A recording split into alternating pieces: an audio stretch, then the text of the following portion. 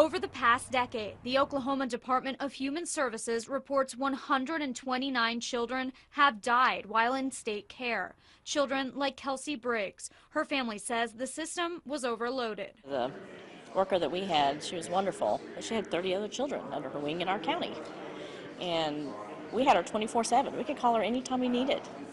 So did the other 30 children. A lawsuit filed in 2008 against DHS became the catalyst for reform. In it, a group called Children's Rights alleged the agency mistreated foster children in its care. This settlement is a real breakthrough. It will fundamentally change the way the state of Oklahoma performs its foster care services. That and several high-profile cases of child abuse led lawmakers to call for change. 4 months after DHS released its pinnacle plan for reform, the agency is a work in progress. Changes of this magnitude don't happen overnight. They start certainly now, but it's going to take some time for us to see results. DHS spokeswoman Cherie Powell says soon Oklahomans will see more transparency. Under a new state law, the agency must now provide the governor, House, and Senate with a preliminary investigative report after a child death or near death. That means it's giving them some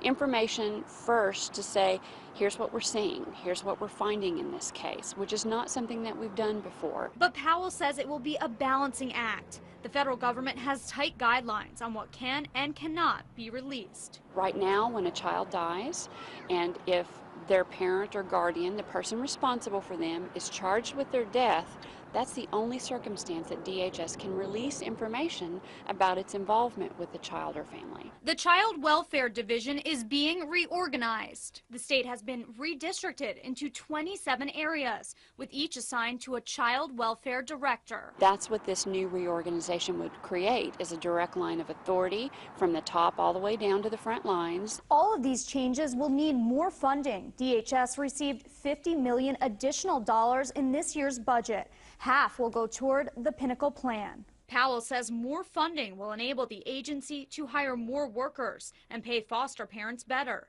She says state lawmakers made this a priority. They worked with us, and they really dug deep to see where we needed help, where we needed reinforcements. Lawmakers like Representative Pam Peterson hit the road last October looking for answers. It's going to take many years to really turn this whole system around. They formed a DHS working group talking to more than 400 caseworkers, district attorneys, judges, and child advocates across Oklahoma. I do think that we need to take care of those that can't take care of themselves. There are children that are in foster care. We need to do a better job. Peterson says part of the plan calls for recruiting as many foster families as possible. We have 6,000 churches, I think, in the state of Oklahoma, and over 8,000 children that need foster homes. And I think that would be a tremendous opportunity for a lot of people that have a lot of love in their hearts. She's confident the changes will improve DHS. There's so many stakeholders right now that are really looking at this and saying, now's the time to make a significant change. And I think there's the will to do it. Sarah Goldenberg, 2 News, works for you.